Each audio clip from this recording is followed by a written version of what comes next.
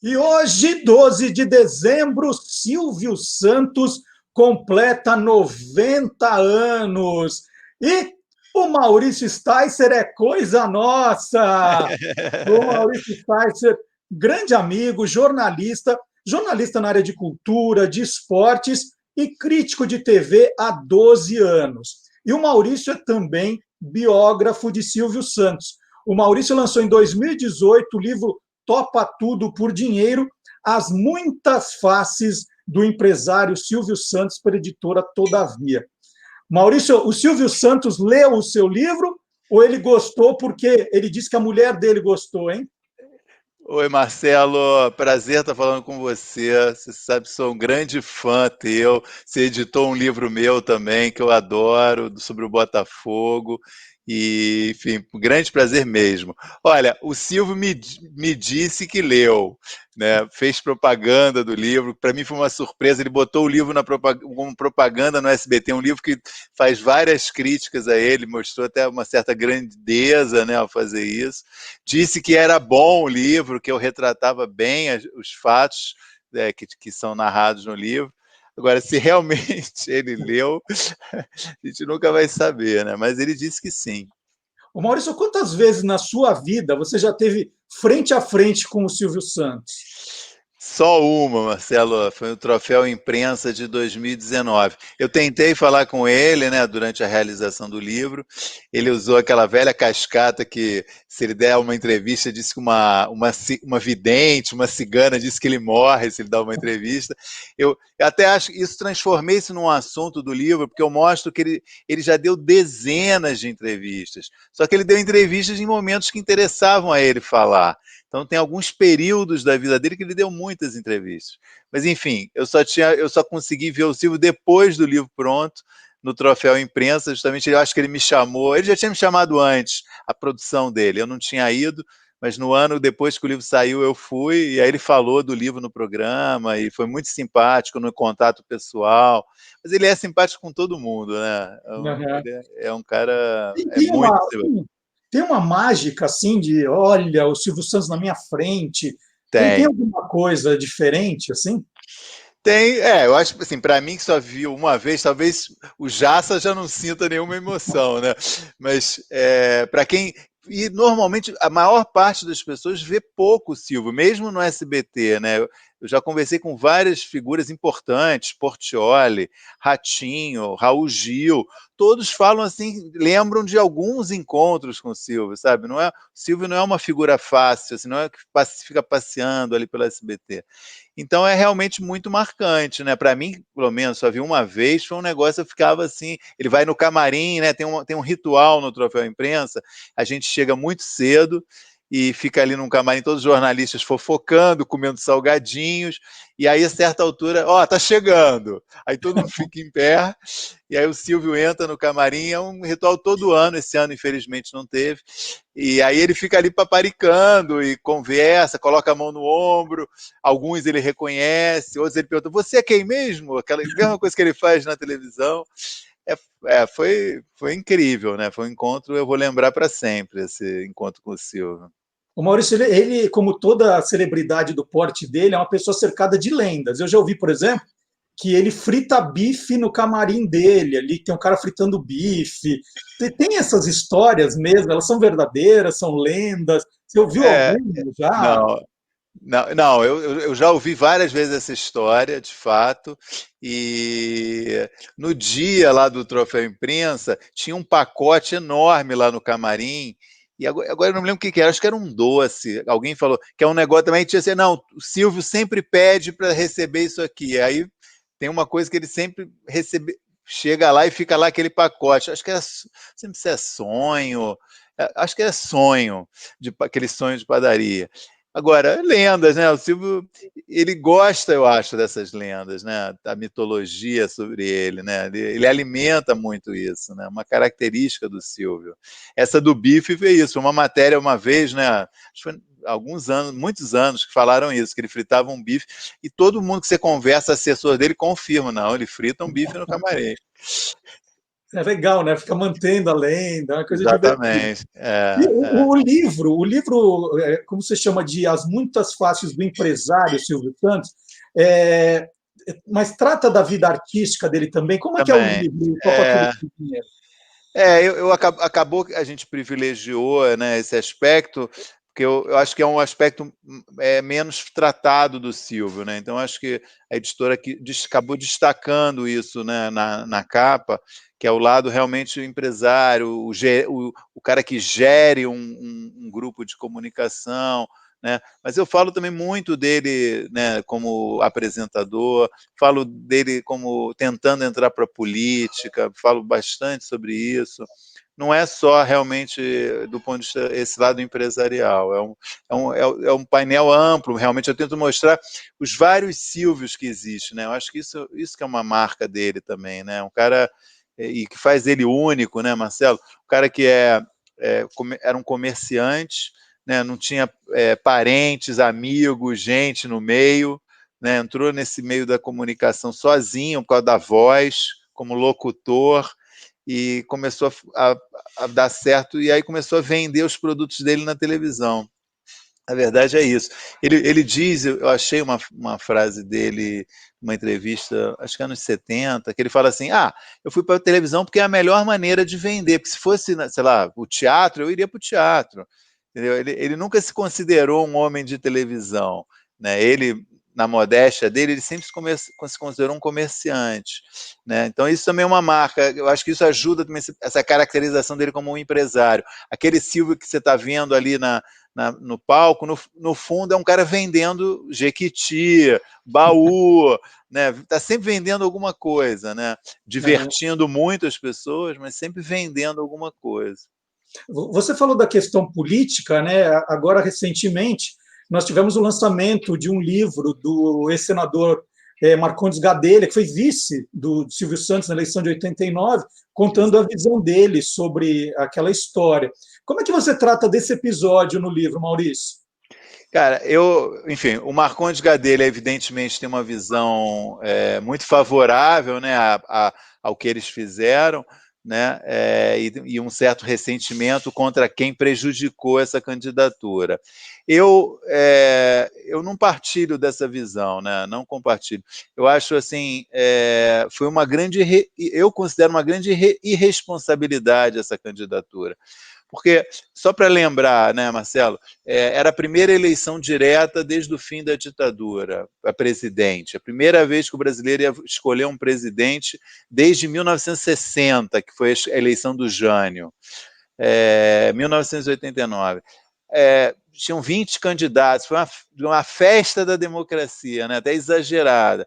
Aí, faltando um mês para a eleição, rola uma articulação dentro do PFL, que era um partido respeitável, né, que é o atual DEM, e o Aureliano Chaves, que era o candidato a presidente pelo PFL, que tinha 1% dos votos nas pesquisas, ele não decolava, era um partido que tinha muitos recursos, mas não decolava. Ele começa a achar que não vai dar certo, e aí o Marcondes Gadelha, o Hugo Napoleão e o Edson Lobão, que ganharam o apelido dos Três Porquinhos, chegam para ele e falam assim: vem cá, por que a gente não troca você pelo Silvio Santos? Ele estava já desgostoso com a candidatura e ele pensou um dia e falou: eu topo. E aí falaram com o Silvio falou: eu topo. O Silvio já tinha uma vontade de fazer isso. E o Silvio, no domingo, no programa dele, falou: eu vou ser candidato à presidência. E na segunda-feira o Aureliano Chaves ia renunciar à candidatura. Até aí eu ainda acho aceitável, sabe? Faltava um mês, era uma coisa institucional, um partido conhecido e tal. Acontece que entre a reunião que os caras tiveram com o Aureliano Chaves e a segunda-feira, acho que foram 3 dias, foram para cima do Aureliano Chaves. Segundo o Gadelha, e isso muita gente diz que é verdade, o Roberto Marinho e o Antônio Carlos Magalhães, que apoiavam o Collor, que estavam dando apoio aberto. O Roberto Marinho abertamente estava dando apoio ao Collor. E falaram: você não pode renunciar. E ele desistiu. Aí eu acho assim, se acabasse aí, tudo, eu acho ok. Assim, eu acho até tinha uma certa coisa legítima. Mas aí os 3 porquinhos não se conformam com isso e saem em busca de um outro partido. E aí começa uma busca, um processo que dura uns 10 dias. O próprio Marcondes confessa isso todo mundo diz na época. Partidos ofereceram dinheiro, quer dizer, cobraram dinheiro para vender a legenda.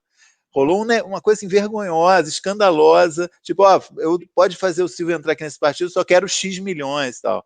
Não, nenhum nome é citado, mas o Gadelha confirma que aconteceu isso, até que um certo partido municipalista brasileiro, PMB, do Armando Correia, número 26 na época, topa. Eles dizem que não teve dinheiro, mas ele topa, aí já está faltando, quando ele topa e é oficializado, a chapa é oficializada no TSE, faltam 9 dias para a eleição. É isso que eu acho que é irresponsável, sabe?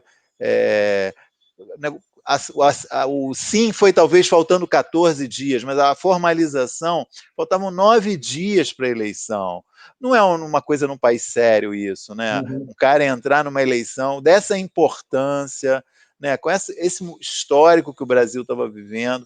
Então, enfim, minha visão é essa. Eu acho que foi uma irresponsabilidade. E aí, mais alguns dias depois, o TSE falou, não pode, impugnou, né, quem percebeu o erro que levou à impugnação foi o Eduardo Cunha, que era assessor, trabalhava pelo Collor naquela época. Ele descobriu uma falha na inscrição do partido, não foi nem na inscrição do Silvio. O TSE impugnou o partido, não podia estar disputando a eleição. E aí acabou a aventura do Silvio, e enfim. E outra coisa que é muito polêmica, né? Sempre que se fala do Silvio Santos, é quando ele cria a Semana do Presidente, né, Maurício? Conta um pouquinho. Tem no livro tem a ideia, a execução, como é que foi?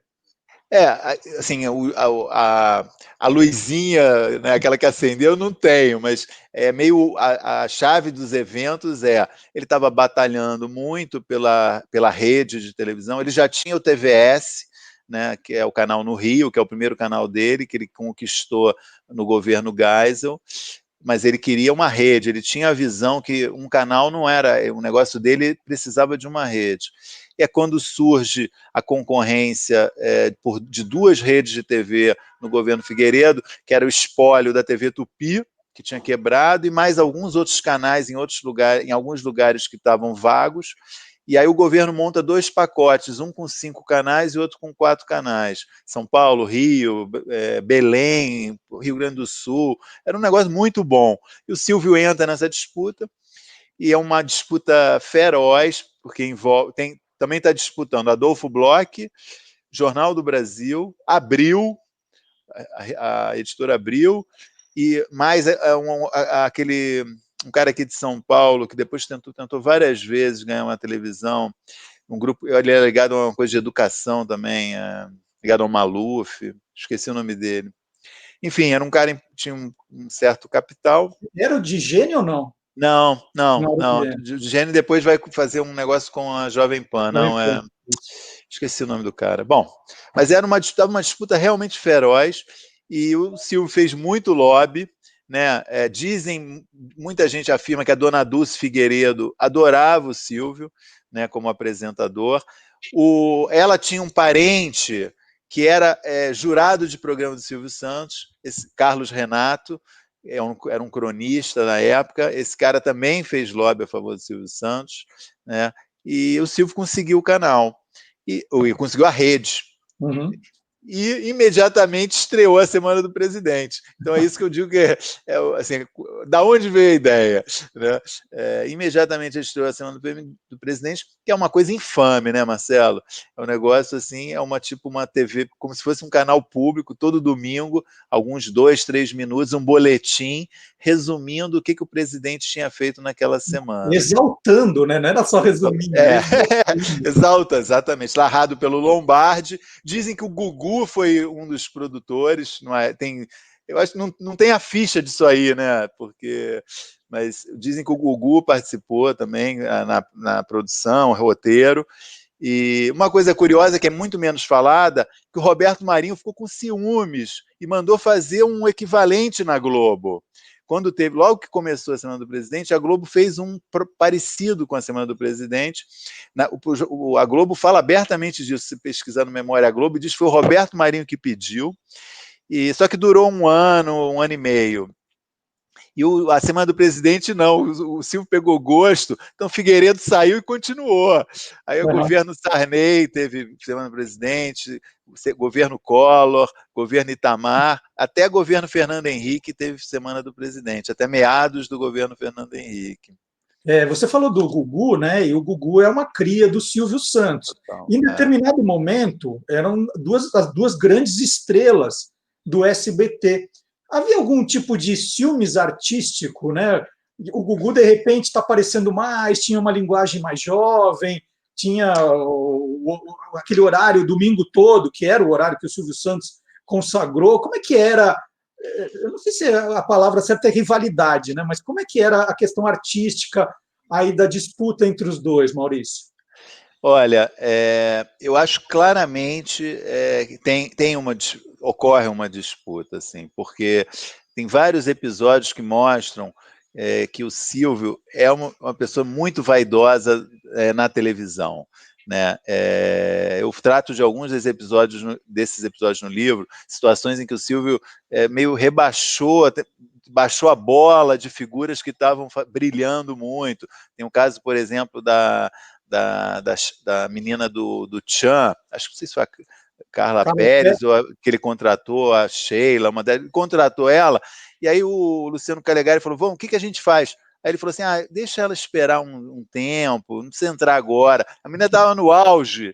O Calegari falou, como assim? Aqui Agora também, o Albino Castro me contou uma história, Aqui Agora bombando na audiência, um dia o Silvio falou assim, não, vamos mudar o horário. Aí o Albino falou, mas vai derrubar a audiência 50%. Ele falou, vai ficar com quanto? O Albino falou, vai ficar, sei lá, com X. Tá bom, não precisa dar mais que isso, não. Então, eu acho que o Silvio tem um pouquinho isso. E o Gugu, durante muito tempo, se dizia que ia ser o sucessor do Silvio, né? Todo mundo falava, o Gugu vai ser, justamente como você falou, tinha uma questão geracional, né? O Gugu é muito mais jovem, né? Ele hoje estaria com 61, né? O Silvio está com 90, né? Então sempre, quer dizer, tinha 30 anos de diferença entre os dois, né? 29 anos, mais ou menos. E eu acho que o Gugu acreditou nisso, que ele ia ser o sucessor, sabe? Eu acho que falaram isso para ele, e chegou uma certa altura, ali, 87, mais ou menos, que ele percebeu que não ia rolar. E a Globo chamou ele, né? E ele foi, assinou um contrato com a Globo e tinha ali um período de tempo de preparação. A Globo mandou ele para o exterior, ele viu programas na Alemanha, eu acho na França, na Itália, foi para os Estados Unidos. Aí ele voltou e falou, bom, agora está chegando a época. Aí foi quando surgiu o problema das cordas vocais do Silvio, que é final de 87, início de 88. E o Silvio, não sei se de verdade ou não, achou que era o fim dele. Ele vislumbrou isso, eu vou acabar aqui, preciso de alguém. E aí ele voltou a correr atrás do Gugu. De novo, prometeu para o Gugu que o Gugu ia ser o sucessor dele. Foi quando o Gugu começou também a fazer o programa dele aos domingos. O Gugu fazia o sábado à noite. Uhum. E, novamente, foi a mesma história. O Gugu achando talvez que fosse ser o sucessor do Silvio, e não foi. E aí um dia ele também se encheu e foi para a Record, né? Uhum. A gente está falando dessa questão geracional. Só deixa eu mostrar uma coisa antes para você, que eu não sei se você tem esse, eu tenho até hoje, só compra com Não tenho. Muito legal. Esse aqui eu Eu ganhei vi, eu ia te falar que eu vi isso na exposição do Silvio no MIS, eu vi esse jogo. Sensacional. Né? Eu ganhei no Natal de 73, obviamente não é o mesmo, mas depois um amigo me deu de presente e eu guardo aqui. Pô, maravilhoso, maravilhoso. A gente está falando da questão geracional, eu até mostrei o jogo para falar. Eu tinha aqui 9, 10 anos e adorava alguns quadros do programa Silvio Santos. Tinha aquele Boa Noite Cinderela. Né? O jogo Boa Noite Cinderela é da mesma época. Era um quadro que as pessoas paravam para ver. E hoje, né, a gente hoje fala muito do Silvio Santos, a nova geração conhece o Silvio Santos pelos memes, pelo politicamente incorreto, pelas deslizadas que ele dá, às vezes, numa frase que você perdoa. Como é que é essa questão? Como você vê hoje o Silvio Santos nessa questão, né? Tem coisa que não devia ser dita, mas ele diz, brincadeira que ele faz que não deveria fazer. Como é que ficou isso hoje em dia, né? Eu acho assim, são duas coisas tem duas questões envolvidas nesse problema, né, Marcelo? Uma é que a gente de fato assistiu o Silvio numa época em que a gente ouvia coisas e ou a gente achava graça ou a gente não achava graça, mas achava que era normal serem ditas, né? Uhum. E coisas machistas, né? Piadas de duplo sentido, piadas ruins, que você fala, pô, você não achava, eu não achava graça, mas eu falava, pô, é assim, as coisas são assim. E nos últimos, sei lá, 5, 10 anos, as pessoas já não aceitam, né? A sociedade evoluiu, não é mais considerado aceitável que se faça determinados tipos de comentários, né? E o Silvio, eu acho uma questão geracional, de idade, não entende isso, não vê isso como um problema, não está afim de mudar, né? E eu acho que isso teve um custo para ele, né, de alguma forma, porque para parte do público ele perdeu um pouco o encanto, né? É uma coisa assim, o Silvio já não é mais a unanimidade que foi. Talvez houvesse muita, quando a gente fala de unanimidade, a gente talvez tivesse incluído aí muita gente que ignorava até o que ele fazia, mas tinha alguma simpatia, não assistia o programa dele, mas tinha alguma simpatia pelo jeitão dele, né? Uhum.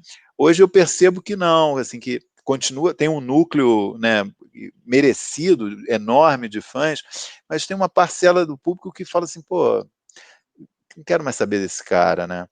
E eu acho que é muito por isso, porque foi uma opção dele também, né? Ele podia ter reagido de forma diferente a comentários que ele fez, a erros que apontaram, ou problemas que apontaram na conduta dele, mas ele adotou nesses últimos anos uma postura muito, não, eu não sou machista, eu não sou racista, eu sou assim, essas coisas são assim mesmo, né?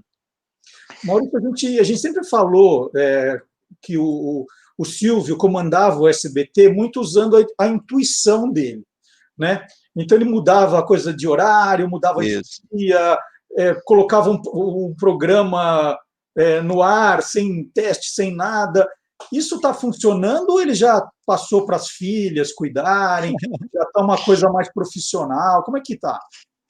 Eu acho que continua igual, né? Isso é o que no SBT é conhecido como Silvio brincando de televisão, né? SBT, né? Essa tradição dele, essa fé dele na intuição, né? Que é admirável realmente, né? Tem vários exemplos muito bem sucedidos dessa intuição dele, grandes sacadas, né? Algumas nem são deles, mas que entraram para a história também como dele, mas enfim, improvisações que deram muito certo, e outras muito erradas, né, Marcelo? Várias coisas que você fala, não é possível que o Silvio fez isso. Eu gosto sempre de falar que o Serginho Groisman conta, né? O programa dele no SBT era um sucesso, ficou lá anos, aí foi embora um dia, a Globo chamou e tal. Um dia perguntaram para ele, mas Serginho, como é que era e tal? E aí ele falou, não, tinha um problema que era mudar de horário, né? Ah, mudou quantas vezes? Mudou 20 vezes de horário o programa. 20 vezes, porra, 20 vezes, cara. Então, agora, respondendo a sua pergunta, né, eu fiz um preâmbulo. Continua o Silvio fazendo isso, né? Até esse ano, na pandemia, 2020, que ele ficou em casa o ano inteiro, né? Não saiu de casa, não gravou nada. Ele continua vendo televisão e dando ordens, mandando mudar horário, cancelar programas. Ele cancelou um dia uma edição do SBT Brasil esse ano, porque ligou para pedir uma coisa, não gostou da resposta, falou, não vai ao ar o telejornal. Não vai ao ar um telejornal. Ele mandou tirar um telejornal do ar numa edição de sábado. Aquele triturando mudou de horário, mudou de foco, né? Enfim, eu acho assim que é o jeito dele. Ele ainda manda, né, é o dono e gosta, tem interesse, e não tem ninguém para dizer para ele, não, Silvio, televisão precisa ter um pouco de hábito, tem que testar um pouco as coisas, tem que ver se isso vai dar certo ou não, faz um piloto. Mas não, teve algum programa esse ano que, teve um tal de Alarma TV, que é um programa sensacionalista que ele comprou do México, um programa desses de notícias só barra pesada. Ele comprou esse programa, fez uma dublagem tosca, pôs no ar, foi um negócio assim, um choque, todo mundo falou, meu, o que é isso? Aí ele tirou, só ficou um dia. Aí passou alguns dias, ele botou num horário mais tarde, que era um horário cedo, em 2020. Uma loucura. Olha, muito legal conversar com o Maurício Sticer aqui, jornalista, crítico de TV, faz um trabalho espetacular. A gente sempre acompanha no UOL, na Folha de São Paulo, o que o Maurício escreve, gosto demais. E o Maurício é biógrafo também do Silvio Santos, que hoje está completando 90 anos, por isso a gente fez essa entrevista aqui. O livro do Maurício, Tudo por Dinheiro, as muitas faces do empresário Silvio Santos, da editora Todavia. E última coisa, Maurício, você aprendeu a fazer aviãozinho com dinheiro? Eu estou tentando aqui, mas não fica bom. Eu queria terminar mandando aviãozinho, mas não vai, não decola. Será que é essa nota de 100? Não, tem um segredo que é um durex, né? Eu cito o cidadão que faz os aviãozinhos de dinheiro, ele conta que tem um segredinho, que ele prende, tem uma pontinha de durex, que aí fica pesadinho e vai. Eu não estava conseguindo, tá vendo? Bom, queria agradecer, então, Maurício Sticer outra vez, e nós vamos falar do lado radiofônico do Silvio Santos também, chamando agora o professor Marcelo Abud, criador do blog Peças Raras. Obrigado, Maurício. Até a próxima, hein? Obrigado, Marcelo, e parabéns para o Silvio Santos. Viva até 120 anos, se Deus quiser. E a gente vai estar aqui falando dele também. Exatamente. Vamos lá, é a hora do nosso Interferência.